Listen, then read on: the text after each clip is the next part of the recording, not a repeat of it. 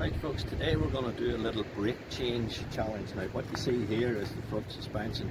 It's out of the car. It's not going to be as easy in the car because your wheel has to come off, your wheel arch will be here. Lots of things. I've got this out just to demonstrate this. So this is our brakes, brake caliper. What we want to do is take this off.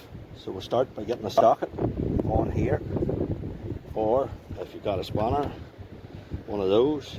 But this here is just a little bit quicker, so we'll do this. And loosen them.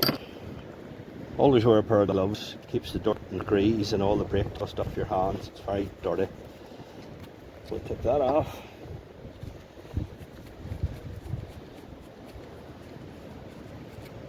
And then off. And then we're free to pull this. So always give it a wee bit of a tap. Make sure it frees up.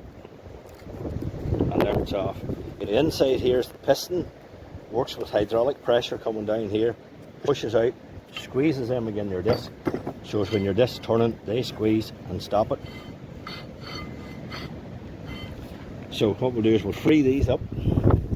Now as you can see, these are good pads, so all you do is take it out. When you're hearing a noise from your car, you'll realise it's down.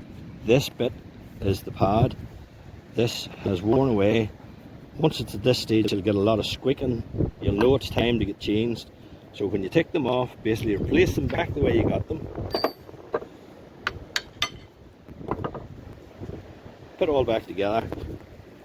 Set our caliper out over the top.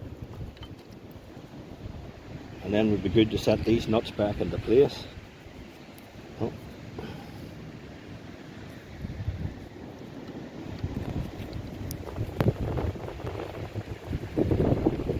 Once we get these back into place, that's you good to go again, and your brakes are changed. Now this will take a lot longer when you've got the whole wheel to take off, the car to jack up, the less room to work.